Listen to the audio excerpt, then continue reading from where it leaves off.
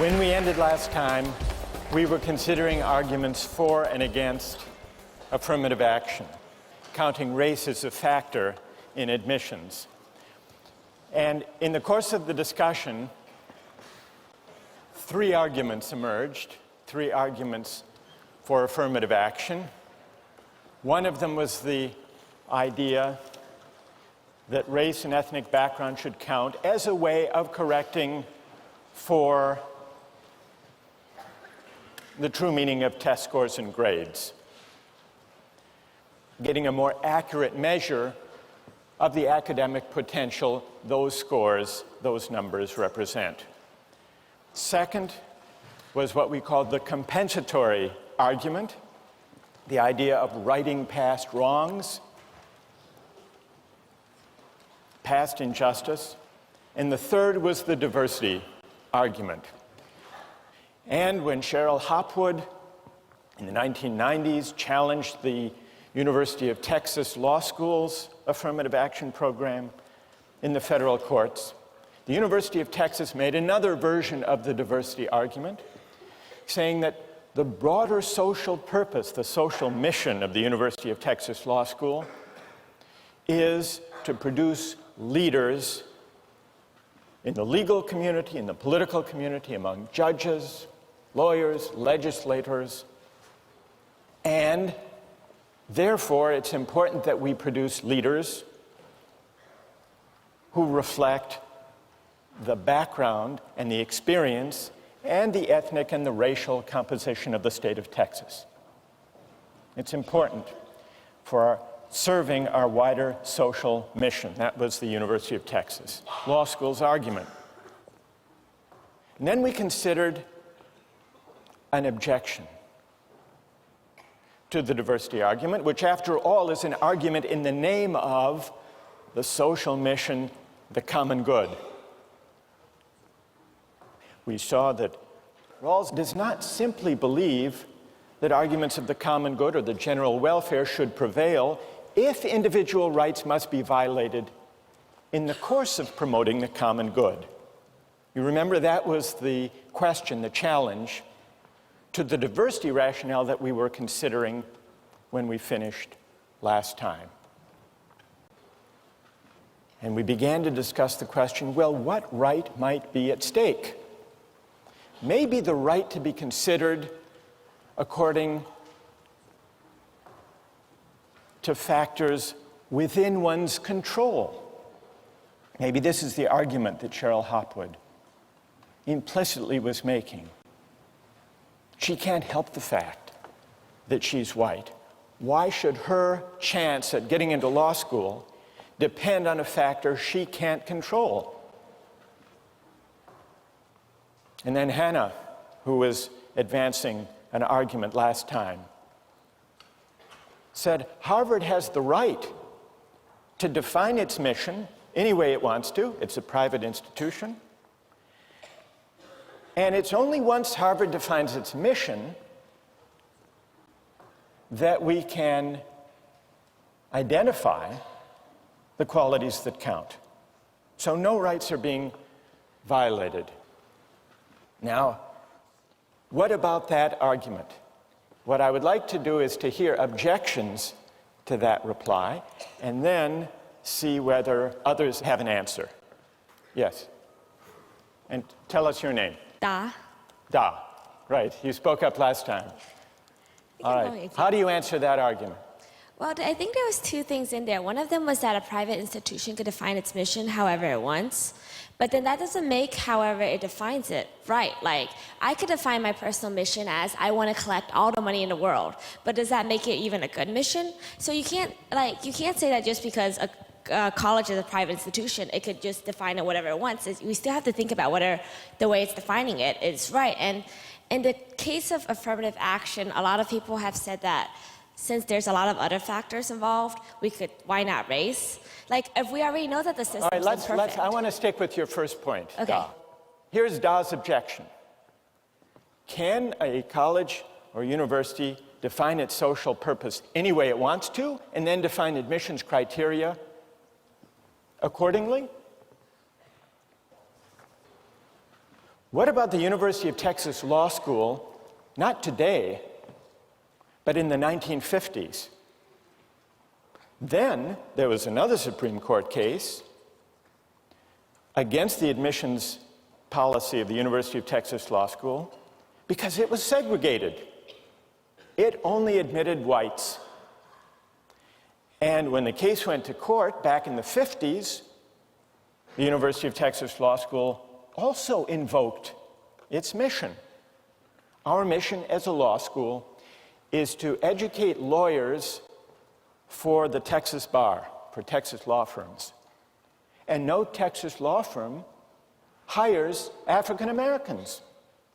So to fulfill our mission, we only admit whites.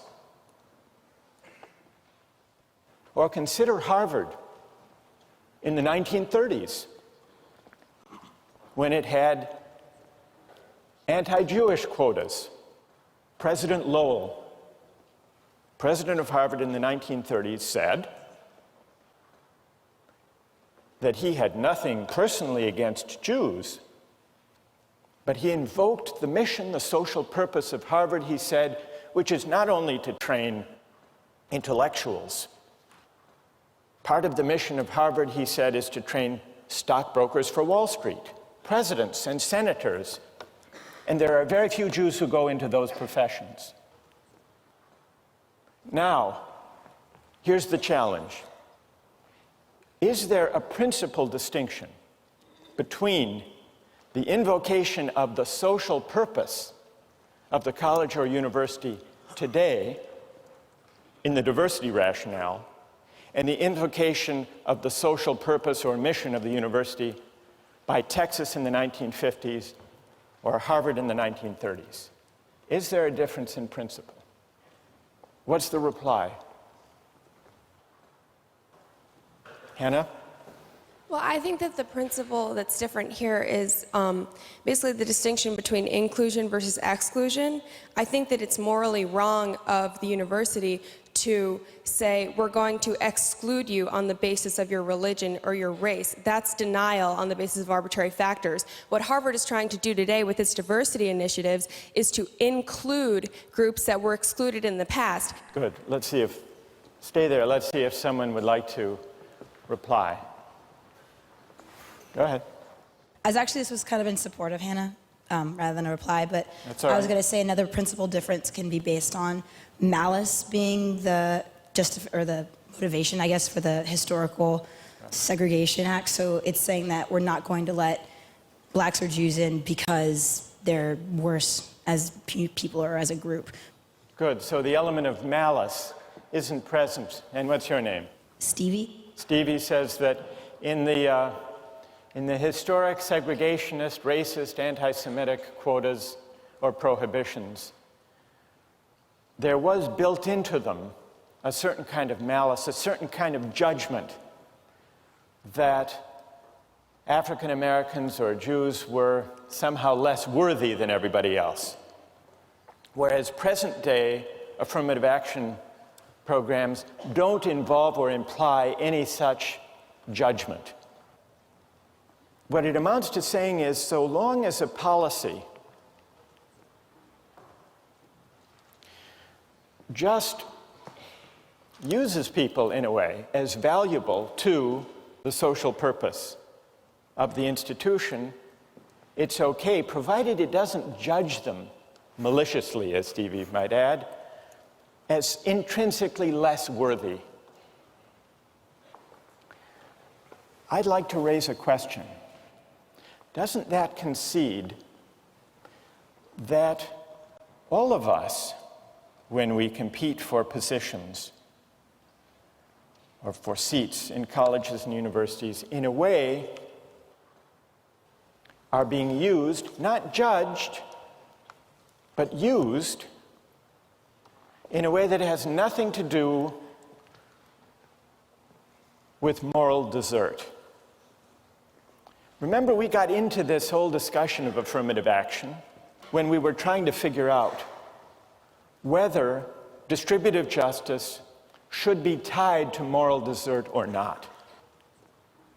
And we were launched on that question by Rawls and his denial, his rejection of the idea that distributive justice, whether it's positions or places in the class or income and wealth, is a matter of moral desert.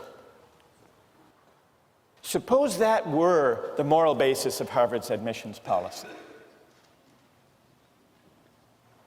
What letters would they have to write to people they rejected or accepted, for that matter? Wouldn't they have to write something like this? Dear unsuccessful applicant, we regret to inform you that your application for admission has been rejected. It's not your fault that when you came along, society happened not to need the qualities you had to offer.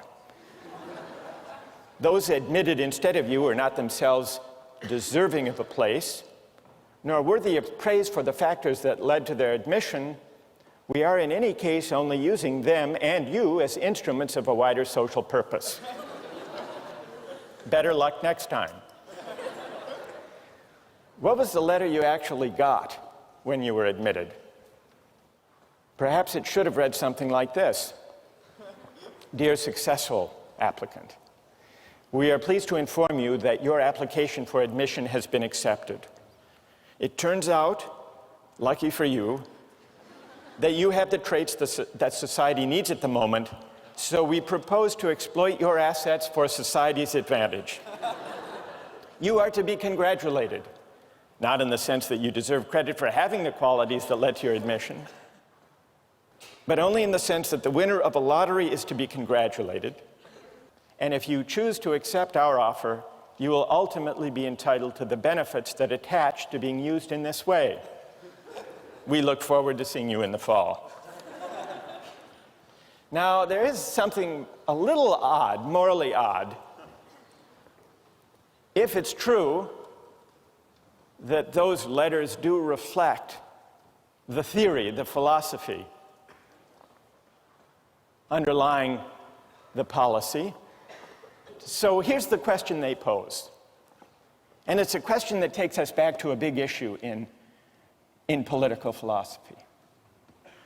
Is it possible, and is it desirable, to detach questions of distributive justice from questions of moral desert and questions of virtue?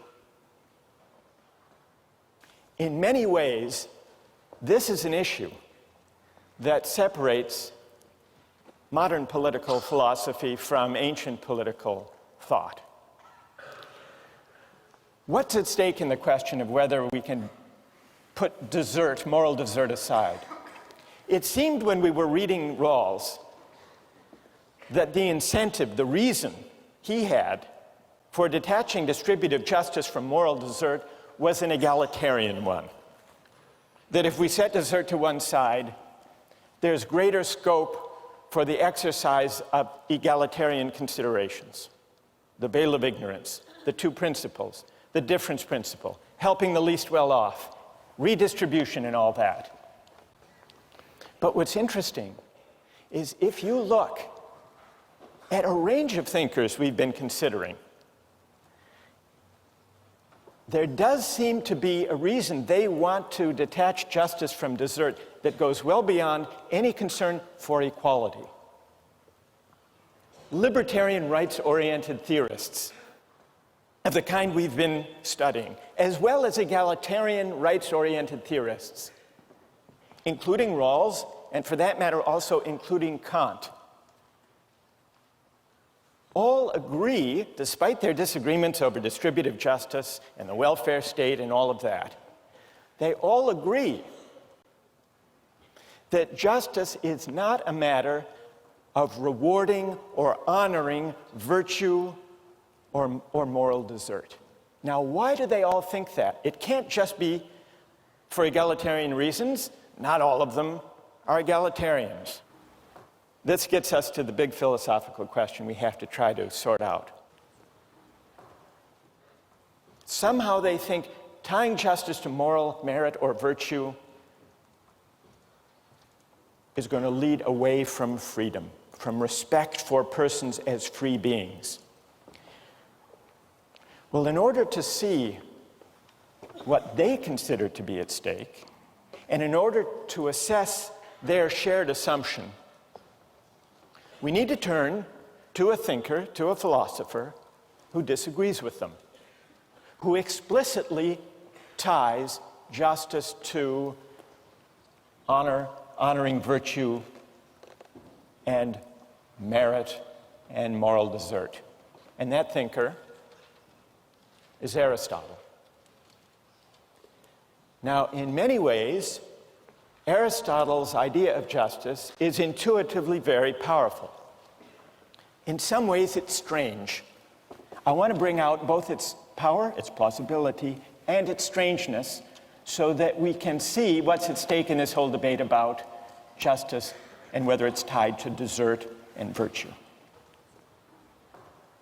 So, what is Aristotle's answer to the question about justice? For Aristotle, justice is a matter of giving people what they deserve, giving people their due. It's a matter of figuring out the proper fit between persons with their virtues and their appropriate social roles. Well, what does this picture of justice look like? And how does it differ from the conception that seems to be shared among libertarian and egalitarian rights-oriented theorists alike? Justice means giving each person his or her due, giving people what they deserve. But what is a person's due? What are the relevant grounds of merit or desert? Aristotle says that depends on the sort of things being distributed. Justice involves two factors: things and the persons to whom the things are assigned. In general, we say, Aristotle writes, that persons who are equal should have equal things assigned to them. But here there arises a hard question. Equals in what respects? Aristotle says that depends on the sort of thing we're distributing. Suppose we're distributing flutes.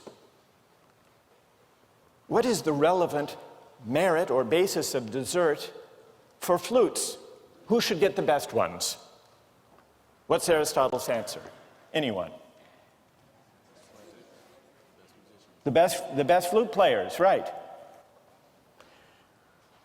Those who are best in the relevant sense, the best flute players. Is it just to discriminate in allocating flutes? Yes, all justice involves discrimination, Aristotle says. What matters is that the discrimination be according to the relevant excellence, according to the virtue appropriate to having flutes. He says it would be unjust to discriminate on some other basis in giving out the flutes. Say wealth, just giving the best flutes to the people who can pay the highest price. Or nobility of birth, just giving flutes to aristocrats. Or physical beauty, giving the best flutes to the most handsome. Or chance, having a lottery. Aristotle says birth and beauty may be greater goods than the ability to play the flute, and those who possess them may surpass the flute player more in these qualities than he surpasses them in his flute playing. But the fact remains that he is the person who ought to get the best flute. It's a strange idea, this comparison, by the way, that, could you say, am I more handsome than she is a good lacrosse player? It's a strange kind of comparison. But putting that aside, Aristotle says, we're not looking for the best overall, whatever that might mean. We're looking for the best musician. Now, why? This is important to see. Why should the best flutes go to the best flute players? Well, why do you think? Anybody? What? They'll produce the best music. Well, and everybody will enjoy it more. That's not Aristotle's answer. Aristotle is not a utilitarian. He's not just saying that way there will be better music and everyone will enjoy it, everyone will be better off. His answer is the best flutes should go to the best flute players because that's what flutes are for. To be played well. The purpose of flute playing, the purpose is to produce excellent music. And those who can best perfect that purpose ought properly to have the best ones. Now, it may also be true as a welcome side effect that everyone will enjoy listening to that music. So that answer is true enough as far as it goes, but it's important to see that Aristotle's reason is not a utilitarian reason. It's a reason that looks, here's where you might think it's a little bit strange. It looks to the purpose, the point, the goal of flute playing. Another way of describing this, looking to the goal to determine the just allocation. The Greek for goal or end was telos. So Aristotle says you have to consider the point, the end, the goal, the telos of the thing, in this case of flute playing, and that's how you define a just allocation, a just discrimination. So this idea of reasoning from the goal, from the telos, is called teleological reasoning, teleological moral reasoning. And that's Aristotle's way, reasoning from the goal, from the end. Now, this may seem, as I said, a strange idea, that we're supposed to reason from the purpose, but it does have a certain intuitive plausibility. Consider the allocation, let's say at Harvard, of the best tennis courts or squash courts. How should they be allocated? Who should have priority in playing on the best courts? Well, you might say those who can best afford them, set up a fee system, charge money for them. Aristotle would say no. You might say, well, Harvard big shots, the most influential people at Harvard, who would they be? The senior faculty should have priority in playing on the best tennis courts. No, Aristotle would reject that. Some scientist may be a greater scientist than some varsity tennis player is a tennis player, but still the tennis player is the one who should have priority for the best, playing on the best tennis court. There is a certain intuitive plausibility to this idea. Now, one of the things that makes it strange is that in Aristotle's world, in the ancient world, it wasn't only social practices that were governed, in Aristotle's view, by teleological reasoning and teleological explanation. All of nature was understood to be a meaningful order, and what it meant to understand nature, to grasp nature, to find our place within nature, was to inquire into and read out the purposes or the telos of nature.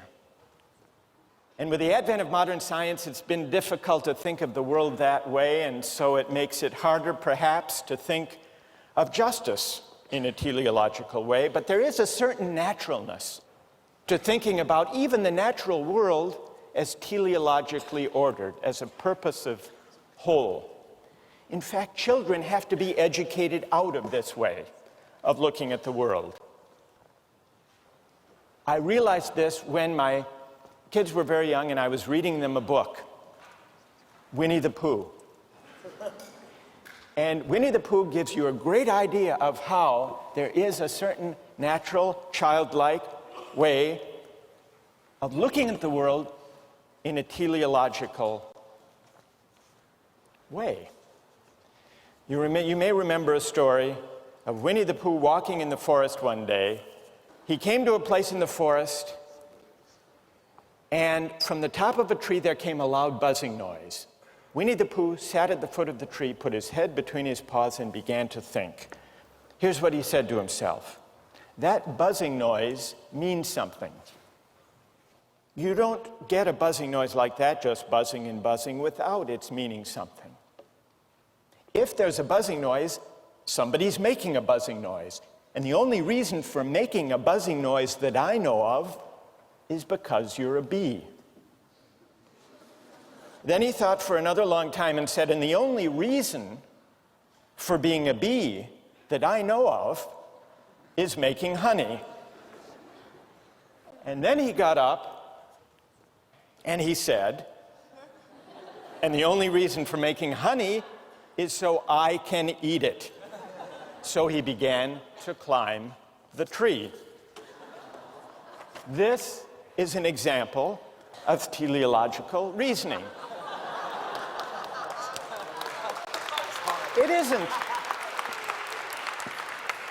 It isn't so implausible after all. Now, we grow up and we're talked out of this way, of thinking about the world. But here's the question.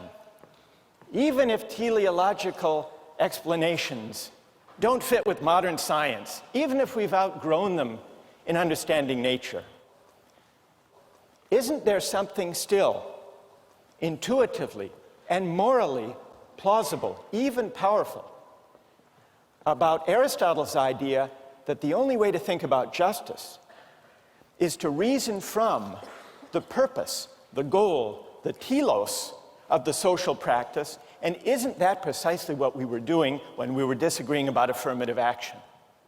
You could almost recast that disagreement as one about what the proper, appropriate purpose or end of a university education consists in.